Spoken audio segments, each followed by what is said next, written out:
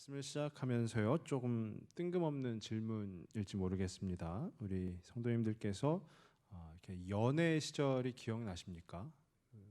지금 계시는 그 남편 되시는 분, 또 아내 되시는 분과 연애했을 때 그 시절 생각나십니까? 혹시 벌써 다 잊으신 건 아니신지 모르겠습니다. 네, 생각나세요? 예, 감사합니다, 장로님. 예, 저희가 연애할 때는요, 여러 가지 상황과 그 감정들이 있을 것입니다. 근데 그 중에 하나가 무엇이냐면요, 바라만 보아도 좋다라는 것이에요. 아마 지금 결혼하신 지 한 20년, 30년 혹은 40년 또 50년 되신 분들께서는 지금도 바라만 보아도 다 좋으시죠? 네, 아니신가요? 근데 연애 때는 우리가 누구 할 것 없이 다 바라만 보아도 좋다라는 것입니다. 물론 저도 그랬습니다. 근데 이것은요, 우리가 연애 남자와 여자에서만 속하는 것이 아니고 우리가 같은 공동체 생활 또한 같은 교회 생활을 하는 우리 성도들에게도 동일하다라는 것입니다. 우리가 바라만 보아도 좋아야 이 교회가 잘 될 줄로 믿습니다. 우리가 바라만 보아도 좋아야지 막 딱 바라만 보면은 저 사람은 왜 저래라는 그 생각이 우리 마음 가운데 들어오게 되면 그 교회는 차츰차츰 그 교회 안에 희망이 또 소망이 사라지게 되는 것입니다. 저는 오늘 이 말씀의 제목을 나만 바라봐라고 좀 정의를 해봤습니다. 나만 바라봐. 저를 보시라는 게 아니고요. 우리 하나님께서 우리 가운데 주시는 메시지다라는 거예요. 던지시는 메시지다. 하나님께서 그럼 왜 그런 메시지를 던지시냐? 하나님이 우리 가운데 말씀하시는 겁니다. 다른 곳 바라보지 말고 나만 바라봐. 우리 하나님만 바라보라라고 하시는 것입니다. 그래서 오늘 우리가 함께 읽은 이 본문 16절 말씀에요. 16절에 뭐라고 되어 있냐면요. 결론 부분인데 그러므로 너희는 마음에 할례를 행하고 다시는 목을 곧게 하지 말라라는 거예요. 모세를 통해서 이스라엘 백성들에게 권면하는 내용인데요. 그 권면의 내용이 뭐냐면 한마디로 한 문장으로 얘기하면 너희는 이제 목을 곧게 하지 말라라는 것이에요. 이스라엘 백성들이 목이 곧았기 때문에 하나님께서 어떻게 행하셨느냐라는 것이 오늘 본문 앞부분에 9장에 보면 나와 있는데요. 9장에 두 가지 사건이 나옵니다. 그래서 그 갖고 계신 성경책을 좀 앞으로 넘겨 보시면은요. 먼저 9장 7절 앞부분을 보시면은요. 이런 말씀이 있습니다. 너는 광야에서 내 하나님 여호와를 경노하게 하던 일을 잊지 말고라는 거예요. 9장 7절에 보니까요. 너희는 광야에서 하나님을 경노하게 하던 일을 잊지 말라라는 것이고요. 또 9장 22절을 보니까요. 너희가 다베라와 마사와 기브롯 핫다와에서 또 여호와를 경노하게 하였느니라. 이스라엘 백성들이 하나님을 경노하게 하였는데 9장에서만도 두 번 나옵니다. 광야에서 한 번, 또 여기 나와 있는 지명 가운데서 한 번이라는 것이에요. 이게 무엇이냐면요. 첫 번째로 광야에서 했던 일은 우리가 잘 알고 있는 금송아지 사건입니다. 그러니까 이스라엘이 하나님과 언약을 맺은 후에 저지른 첫 번째 사건이라는 것이죠. 그러니까 이스라엘 백성들이 산에 올라간 모세를 기다리다 못해서 자기들이 금을 모아서 금송아지를 만들고 그 앞에 절을 하는 것이에요. 그러니까 하나님의 뜻보다 자기의 생각 그리고 자기의 의를 더 중요시 여긴 일, 결국 결론은 하나님을 경노하게 하셨다라는 것이죠. 그럼 두 번째 사건은 무엇이냐면요, 우리가 흔히 가데스바네아 사건이라고 합니다. 가데스바네아 사건이 뭐냐면요, 이제 하나님께서 약속하신 땅, 그 가나안 땅으로 들어갈 것인데 이제 그 가나안 땅에 대한 소문이 도는 거예요. 뭐 어떤 소문이냐? 가나안 땅은 강대한 민족들이 그 땅에 있다, 차지하고 있다라는 거예요. 그러니까 우리가 하나님이 약속하신 땅이지만 그 땅에 들어가면 다 죽을 수도 있다라는 것이에요. 그래서 그 가나안의 강대한 민족들을 상대할 것에 두려워서 그 약속의 땅에 들어가는 것을 우리는 이제 안 갈 거야라고 하는 거죠. 우리는 그 땅에 들어가지 않겠다라고 하는 것이요. 이 또한 마찬가지로 하나님의 뜻 이것이 아니고 자기 의를 구했던 것입니다. 그래서 결론은 하나님께서 경노하셨다라는 것이죠. 이 두 사건의 공통점을 한번 보면은요, 하나님께서 경노하신 후에 하나님께서 이제 어떻게 하시겠느냐? 진멸하시겠다라고 나옵니다. 진멸하시겠다, 심판하시겠다라는 것이죠. 하나님께서 이스라엘을 심판하시겠다. 그에 대해서 모세는 하나님께 계속 간구하는 겁니다. 호소하는 것이죠. 하나님, 이들을 살려주십시오라고 호소하는 것이에요. 그래서 오늘 본문은요, 우리가 함께 읽은 이 신명기 10장 12절에서 16절 말씀은 어떻게 보면 하나의 전환점입니다. 그러면서 이제 모세가 이스라엘 백성들에게 권면하는 것이죠. 무엇을 권면하냐 하면은요, 하나님께서 이렇게 말씀하시니 우리가 이렇게 하자라는 그 권면의 내용이 담겨 있는 것이에요. 근데 그 시작이 뭐라고 되어 있냐면은요, 12절 앞부분에 한번 읽어보시면은 이스라엘아, 내 하나님 여호와께서 내게 요구하시는 것이 무엇이냐라고 되어 있어요. 이스라엘아, 이스라엘 백성들아, 너의 하나님 여호와께서 너에게 요구하시는 것이 무엇이냐라는 것이에요. 제가 이 말씀을 묵상하는 가운데요, 이 요구, 하나님은 그냥 말씀하시면 되는데 하나님이 요구하신다라는 이 요구라는 단어가 참 눈에 많이 들어왔습니다. 그래서 요구에 대해서 한번 찾아보니까요, 사회과학 그 사전이 있는데요, 사회과학의 한 사전에서는 요구를 뭐라고 하냐면요, 현재의 상태와 바람직한 상태 그 사이의 격차를 말한다라고 해요. 그러니까 요구가 뜻하는 바가 현재의 상태 그리고 바람직한 상태의 격차. 그러니까 지금 이 말씀 가운데 다시 돌아오면은요, 하나님께서 이스라엘 백성들에게 요구하신다라고 하는 것이 무엇이냐? 바람직한 상태로 이스라엘 백성들이 돌아오기를 바라신다라는 것이죠. 그 격차가 있으니까 그 격차를 좁혀서 다시 돌아오기를 바라신다라는 것이에요. 근데 그것을 반대로 생각하면 뭐죠? 이스라엘 백성들이 현재 놓여져 있는 상태는 바람직하지 못한 상태다라는 것이에요. 그렇기 때문에 목을 곧게 하지 말라라고 이야기하는 것이죠. 그러면서 오늘 본문 12절과 13절 말씀에 보시면은요, 그 하나님께서 요구하시는 것이 총 6가지 정도로 나옵니다. 그 12절과 13절을 우리 다시 한번 읽어보시겠습니다. 이스라엘아, 내 하나님 여호와께서 내게 요구하시는 것이 무엇이냐? 곧 내 하나님 여호와를 경외하여 그의 모든 도를 행하고 그를 사랑하며 마음을 다하고 뜻을 다하여 내 하나님 여호와를 섬기고 내가 오늘 내 행복을 위하여 내게 명하는 여호와의 명령과 규례를 지킬 것이 아니냐라는 것이에요. 근데 이 가운데서 6가지를 한번 추려본다라고 하면은요, 첫 번째로 경외하라라는 것이, 하나님을 경외하라, 하나님을 두려워하라라는 것이죠. 우리가 인간은요, 많은 감정들을 느낄 수가 있습니다. 그리고 그 감정들은 공존할 수도 있습니다. 근데 인간이 느끼는 감정 가운데 이 두려움이라는 것은요, 다른 감정이 그 두려움 안에 들어올 수가 없는 것이에요. 인간이 두려워하기 시작하면 그 어떠한 감정도 인간 안에 들어올 수 없는 것이에요. 그러니까 다른 것을 함께 느낄 수가 없는 것입니다. 그러니까 인간의 감정이 나뉘어질 수가 없는 것이에요. 근데 하나님을 경외하라, 하나님을 두려워하라라는 것이고요. 또 그 이어서 나오는 것이 하나님의 모든 도를 행하라라는 것이에요. 그러니까 실행에 옮긴다라는 것은 무엇이 필요할까요? 다부진 의지가 필요한 것이죠. 하나님께서 말씀하신 그 모든 도를 행하는데 행하기 위해서는 의지가 없이는 불가능하다라는 것입니다. 그리고 그 다음으로 나오는 것이 하나님을 사랑하라라는 것이에요. 그러니까 우리가 사랑이라는 것을 생각할 때요, 물론 하나님을 사랑하는 것이 가장 고귀한 사랑임에는 맞지만 사랑이라는 것은요, 그 사랑은 양분되어질 수가 없는 것입니다. 둘로 나뉘어질 수가 없다라는 것이죠. 그러니까 하나님을 사랑하면서 우리가 보통 그렇게 표현하지 않습니까? 하나님을 사랑하면서 세상을 사랑할 수 없다라고 하지 않습니까? 그러니까 하나님을 사랑하는 것은 양분되어질 수 없다라는 것이에요. 그리고 그 뒤로 나오는 것이 마음과 뜻을 다하여서 하나님을 섬기라라고 나옵니다. 이것은 우리 가운데 말씀 가운데 주어졌죠. 두 주인을 섬길 수 없다라는 것이, 오직 하나님만 섬겨야 한다라는 것이고요.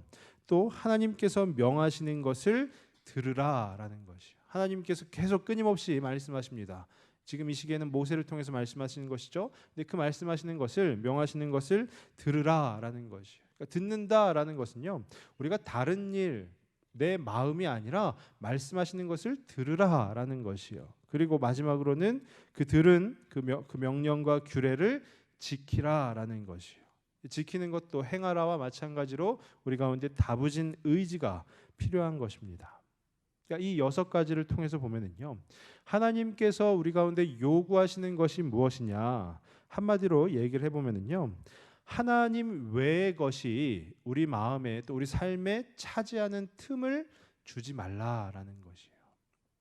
하나님을 경외하라, 하나님을 두려워하라, 다른 그 누구를 두려워할 것이 아니라 하나님만을 두려워하라라는 것이고요. 또한 하나님을 사랑하라, 그 사랑은 나누어질 수가 없다고 그랬습니다. 그러니까 내 사랑을 하나님을 사랑하고 또 다른 것을 사랑할 수가 없는 것이에요. 그리고 하나님을 섬기라라는 것도 우리가 두 주인을 섬길 수 없듯이 내가 하나님 외에 다른 어떤 것을 섬길 수 없다라는 것입니다. 그리고 그 들은 바를 내가 행하고 지키는 것 또한 하나님 외의 것에 우리가 넘어가는 것이 아니라, 그 유혹에 넘어가는 것이 아니라 오직 하나님 앞에 나아가기를 힘쓰라라고 하는 것입니다. 그러니까 한마디로 얘기하면은요, 하나님께서 이스라엘 백성들에게 말씀하시는 것이죠. 나만 바라보라라는 것이에요. 너희가 왜 다른 곳을 바라보고 있느냐? 나만 바라보라라고 말씀하시는 겁니다. 그럼 그것이 하나님께서 요구하시는, 아까 제가 사회과학 사전에서 요구의 정의가 현재의 상태와 바람직한 상태의 격차라고 하였을 때, 하나님께서 그 요구하시는 그것이 바람직한 것이다라는 것이죠. 이스라엘에게 있어서 그것이 바람직한 것이다라는 것입니다. 이 말씀은 이 당시 이스라엘 백성들에게는 이 의미로 주어졌지만 오늘을 살아가고 있는 우리들 가운데 동일하게 주어지는 것이에요. 이 세상 가운데 우리의 관심을 요하는 것, 또 내 마음이 가는 것 얼마나 많이 있습니까? 그런데 하나님께서는 지금도 우리 가운데 말씀하시는 겁니다. 뭐라고요? 나만 바라보라고 말씀하시는 겁니다. 다른 데서 찾지 말고 내 안에서 찾으라라고 하시는 거예요. 그러면 우리가 그 하나님이 누구시기에 우리가 이렇게 바라보아야 하는가, 그 하나님만 바라보아야 하는가 하면은요, 오늘 본문 14절과 15절 말씀, 우리 2절 말씀 또 한번 같이 한번 읽겠습니다. 하늘과 모든 하늘의 하늘과 땅과 그 위의 만물은 본래 내 하나님 여호와께 속한 것이로되 여호와께서 오직 내 조상들을 기뻐하시고 그들을 사랑하사 그들의 후손인 너희를 만민 중에서 택하셨음이 오늘과 같으니라. 아멘. 우리가 하나님이 누구시기에 우리가 바라보아야 합니까? 이 14절과 15절 말씀을 통해서 두 가지로 볼 수 있습니다. 하나는 하나님이 14절에 나와 있는 만물을 주관하시는 하나님이시라는 거예요. 우리는 이미 알고 있죠. 이 천지를 하나님께서 창조하셨다라는 것을 알고 있습니다. 그리고 우리의 이 모든 우주의 만물을 하나님께서 다스리고 계시다라는 것 또한 알고 있습니다. 어떤 찬양의 가사 가운데요, 그런 가사가 있습니다. 이 땅에 오직 주밖에 없네라는 찬양의 가사가 있어요. 그 주밖에 없네, 하나님 밖에 없네라는 것이 무슨 뜻이냐면요, 하나님 안에 다 있다는 거예요.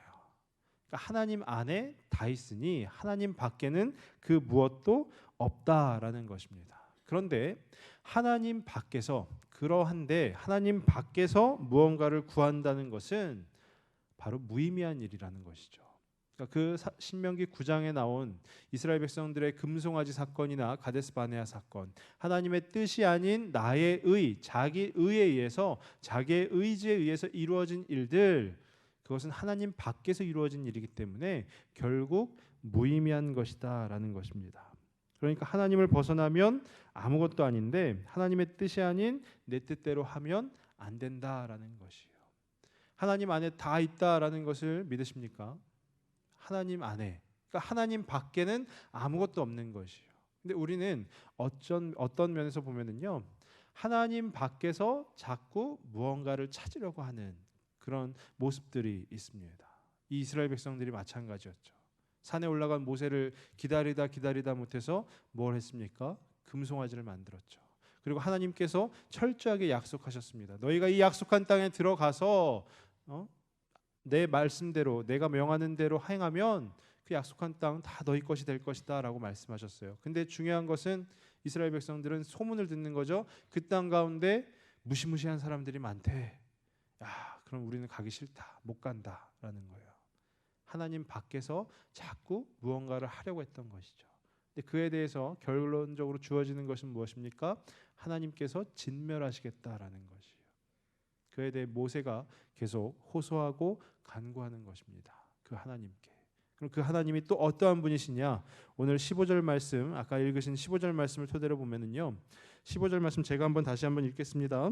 여호와께서 오직 내 조상들을 기뻐하시고 그들을 사랑하사 그들의 후손인 너희를 만민 중에서 택하셨음이 오늘과 같으니라라고 했는데, 우리를 택하신 하나님이시라는 겁니다.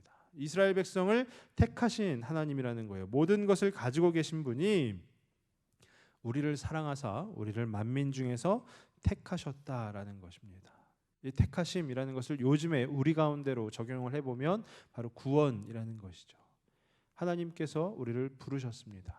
우리를 부르셔서 작정하셔서 예정하셔서 우리를 구원시키신 것이죠. 근데 그 구원에 나의 의가 전혀 들어가지가 않습니다. 그 구원에는요, 하나님의 모든 구원 사역 가운데에는 내 의가 단 1도 들어가지 않습니다. 그럼 무엇입니까? 하나님의 의가 100% 작용하는 것이에요.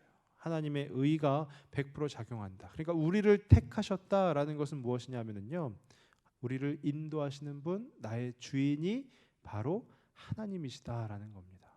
내 마음이라고 해서 나에게 주어진 자유의지라고 해서 내 마음대로 행할 것이 아니라 올바른 그 바람직한 상태에 놓이기 위해서, 하나님께서 요구하시는 그 바람직한 상태에 놓이기 위해서 우리가 해야 되는 일은 내가 어떻게 하면 이 상황 가운데 더 잘 살 수 있을 것이냐, 이것이 아니라 나를 향하신 하나님의 뜻이 과연 무엇이냐라는 것을 하나님께 끊임없이 물어봐야 된다라는 것이에요.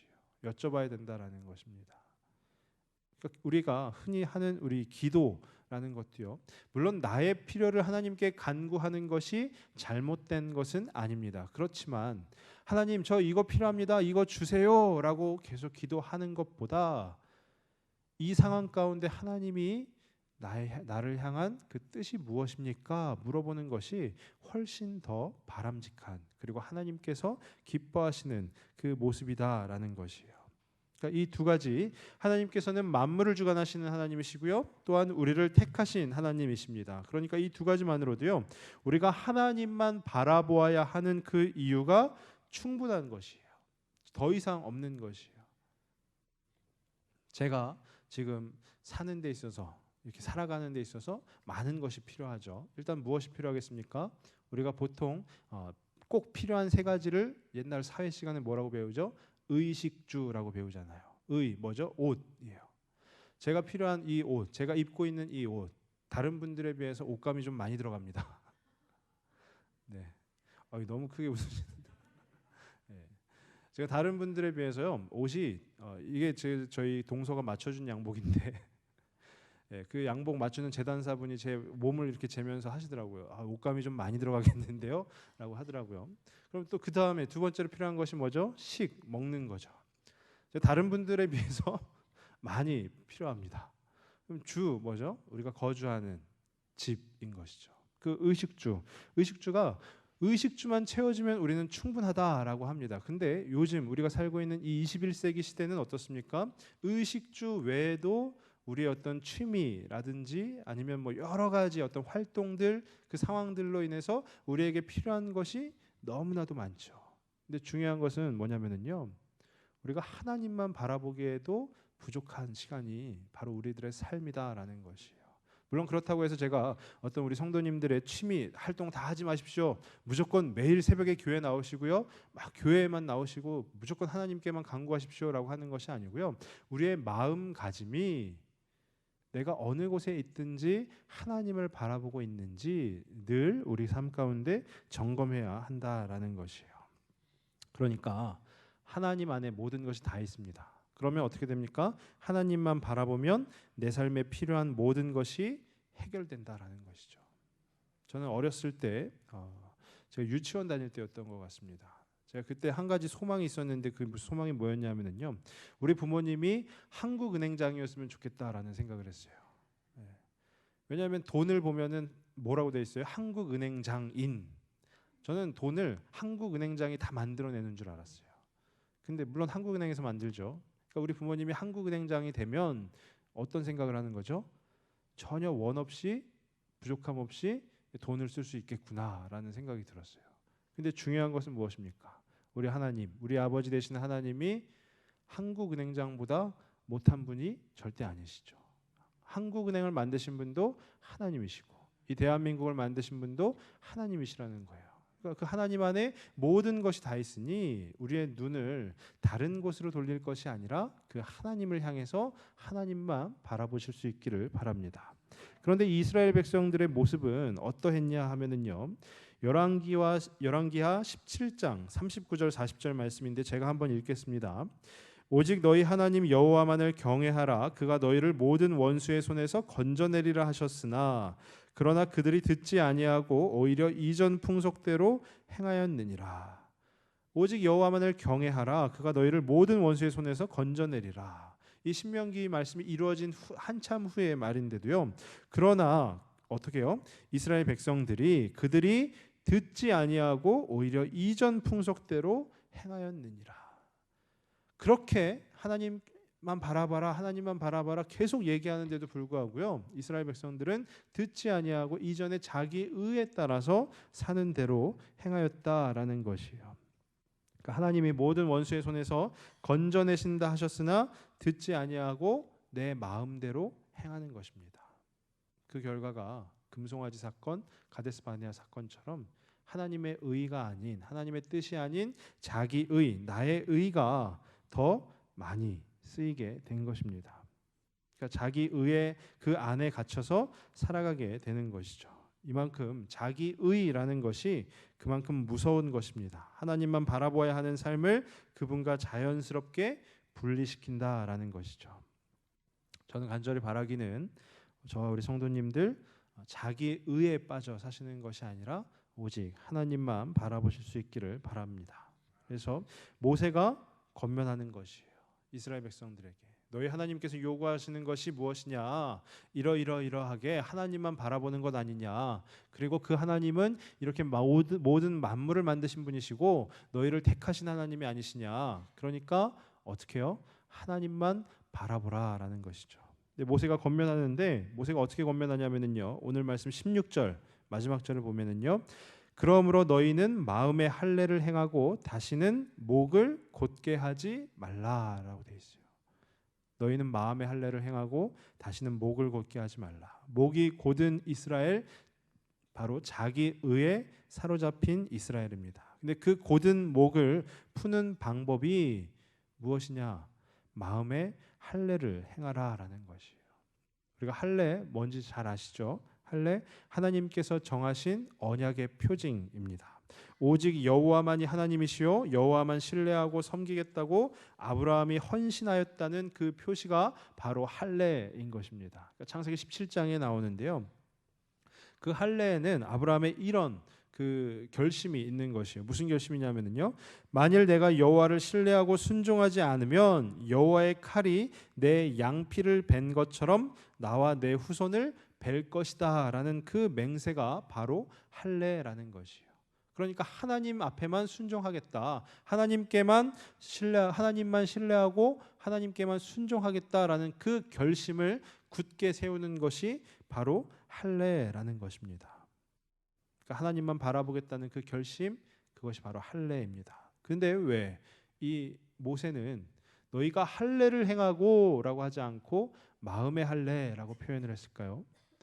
곧은 목, 자기 의가 어떠한 단어로 표현될 수 있겠습니까? 자기 의, 즉 고집이죠. 아집이 될 수도 있고 고집이 될 수도 있습니다. 그 고집이 자기의 마음이 어디에서 나오는 겁니까? 자기의 이 마음 가운데서 나오는 것이죠. 그 마음을 다스리라라는 것이죠. 그 마음에 할례를 행하라라는 것이죠. 나의 고집이 자꾸 이 마음 안에서 스물스물 이렇게 올라오려고 할 때에 그때 그것을 할례를 칼을 대어서 베어내는 것처럼 베어내라라는 것이요. 그러니까 그 마음의 할례를 행하고 어떻게 해요? 다시는 그 목을 곧게 하지 말라라는 것입니다. 우리의 마음 가만히 냅두면 어떻게 될까요? 가만히 냅두면 하나님을 바라볼까요? 그러면 얼마나 좋겠습니까? 우리의 마음 그렇지 못합니다. 오늘 공휴일이죠. 근데 오늘 공휴일인데 제가 설교입니다. 제 마음 가운데 어떤 생각이 들었겠습니까? 아, 감사하다. 너무 감사하다. 이런 생각이 들었을까요? 예, 그러면 제가 아주 좋은 목사인 거겠죠. 아, 공휴일인데 설교를 해야 되는구나 라는 생각이 처음에 들었어요. 딱 5월 3일 설교 누구지? 딱 저인 거예요. 아, 공휴일인데 어디 놀러 가지도 못하겠구나 라는 그 생각이 먼저 들었어요. 제 마음이 그렇다라는 것입니다. 제 마음이요, 가만히 놔두면 하나님 앞에 나아가서 날마다 공휴일이 무슨 상관이야, 하나님 만나야지 라고 하는 게 아니고요, 야, 공휴일인데 설교를 해야 되는구나 라는 그 마음이 먼저 들어온다라는 것이에요. 그러면서 이 말씀을 준비하면서 제가 회개했습니다. 아, 역시 제가 하나님만 바라보아야 되는데 하나님 밖에 있는 다른 그 세상의 어떤 것을 바라보았군요. 그 쉼을, 그 자유를 바라보았군요 라고 하면서 회개했습니다. 근데 이 모습은요, 저만의 모습이 아니라 어쩌면 우리들의 모습 아니겠습니까? 우리가 문제가 있습니다. 그 문제가 있을 때 기도합니다. 문제가 있으면 그 어떤 상황보다 더 열심히 기도합니다. 그게 바로 성도입니다. 근데 그 열심히 기도할 때에 우리 안에 어떤 겁니까? 그 문제가 해결되어지기를 바라는 마음. 물론 그게 잘못된 것은 아니죠. 당연한 것입니다. 근데 문제가 해결되어지기를 바라는 마음이 내가 하나님을 바라보기를 원하는 그 마음보다 더 앞서간다면 하나님께서는요, 그 문제를 통하여서 우리 가운데 가르쳐 주실 거예요. 무엇을 가르쳐 주시겠습니까? 그 문제 해결이 우선순위가 되는 것이 아니라 너가 나를 바라보는 것이 우선이 되어야 한다라고 가르쳐 주실 겁니다. 지금 이스라엘 백성들에게 주어진 그 두 가지 사건, 그 목을 곧게 했던 그 사건들, 그리고 그 후에 모세를 통해서 하나님께서 권면하시는 그 내용이 바로 그것 아니겠습니까? 하나님만을 바라보면 모든 것이 형통하게 될 것이다라는 것이죠. 하나님만을 바라보면. 우리 모든 문제를 주관하시는 분 또한 하나님이신 줄 믿으시기 바랍니다. 그럼 우리가 하나님을 바라보면 그 문제 또한 해결이 될 줄로 믿습니다. 물론 우리가 내가 원하는 방식대로 내가 원하는 결과가 나오지 못한다 할지라도 그 안에 하나님의 선하신 뜻, 그 뜻이 있기 때문에 우리는 그 하나님을 바라보아야 하는 것이에요. 하나님께서는요, 지금도 저와 여러분께 말씀하고 계십니다. 나만 바라보라라는 것이죠. 나만 바라봐라. 근데 계속해서 거듭 말씀드리지만 저의 마음은, 제 생각은 하나님만 바라봐야 하는 것, 머리로는 알고 있지만 이 몸으로 마음으로 잘 행하지 못하고 있습니다. 저희가 지금 그 둘째를 임신했죠. 저희가 한 건 아니고 저희 와이프가 임신했습니다. 저희 큰아들은 지금 저의 배를 보면서 항상 얘기합니다. 아빠 뱃속에 있는 애는 언제 나와라고 합니다. 둘째를 임신했는데요. 저희 그 아내가 이렇게 먹고 싶은 거를 얘기하잖아요. 몇 달 전이었어요. 몇 달 전이었는데 그 딱딱한 복숭아가 먹고 싶다고 그러는 거예요. 황도라면은 제가 언제든지 편의점에도 팔고 슈퍼에도 파니까 뭐 사다 줄 수 있겠죠. 근데 딱딱한 복숭아가 먹고 싶다고 하는 겁니다. 딱딱한 복숭아가 언제 나오는지는 다 아시죠? 제가 딱딱한 복숭아에 대해서 거의 연구를 했습니다. 딱딱한 복숭아는 비닐하우스도 없더라고요. 그러니까 이것은 그 철이 아니면 먹을 수 없는 것이에요. 그러니까 딱딱한 복숭아를 그 초봄에, 늦 겨울에 먹고 싶다라고 하면은 어떻게 해야 될까요? 이건 구할 수가 없는 것입니다. 근데 구할 수가 없으니까 제 마음에 무슨 생각이 들었냐면, 아, 인간이 할 수 있는 한계라는 것이 있구나라는 생각이 들었어요. 그러면서 좀 엉뚱한 생각이긴 하지만 그런 생각도 들었습니다. 하나님이시면 가능하실 텐데. 근데 하나님이 하신다고 해서 그 늦 겨울에 딱딱한 복숭아를 갑자기 하늘에서 뚝 떨어뜨려 주시면 뭐 얼마나 좋겠습니까? 근데 제가 알고 있는 하나님은 그러신 분이 아니시거든요. 하루 이틀 지나니까 어떻게 역사하셨냐면요, 딱딱한 복숭아를 먹고 싶은 그 마음을 사라지게 해주시는 거예요. 그래서 그 순간을 무사히 넘겼습니다. 근데 우리는 하나님을 어떻게 보면은 우리들의 마음 가운데 한계를 지어놓는 것이에요. 야, 이거는 그 누가 와도 안 되는 일이야. 이건 그 누가 해도 안 되는 일이야라고 하면서 하나님께도 한계를 짓는 것이죠. 야, 이건 하나님이셔도 힘드실 걸이라고 하지만 우리 하나님께 불가능이 어디 있겠습니까? 우리 하나님이 작정하시고 행하시면 그 모든 일이 가능한 일입니다. 그러니까 우리는 하나님을 바라보실 때 하나님을 한계를 정해놓고 하는 것이 아니라 그 하나님을 그냥 그 하나님 자체로 바라보아야 하는 것입니다. 그게 바로 모세를 통해서 이 이스라엘 백성들에게 권면하시는 것이죠. 너희의 그 고집, 그 자기 의를 다 내려놓고 오직 그 주님만을 바라봐라. 오직 그 주님만을 경외해라. 그리고 그 하나님의 말씀하시는 것만 듣고 그것을 지켜 행하라라고 하는 것입니다. 그러기에 우리 가운데, 우리 삶 가운데 하루하루 살아가는 그 삶 가운데 필요한 것이 무엇이라고요? 마음의 할례입니다. 마음의 할례를 행하실 그 준비가 되셨습니까? 바로 오늘 이 순간부터 우리들의 삶 가운데 마음의 할례를 행하실 수 있기를 바랍니다. 하나님보다 더 높아지고자 하는 마음, 하나님보다 더 앞서 나가고자 하는 마음, 그리고 하나님 밖에서 무언가를 찾고 구하려고 하는 그 마음, 그 마음의 할례를 행하심으로써 오직 주님만 바라보시는, 오직 그 주님만 바라보며 그 삶을 살아가시는 저와 우리 모든 성도님들 되시길 주님의 이름으로 축원합니다. 기도하겠습니다.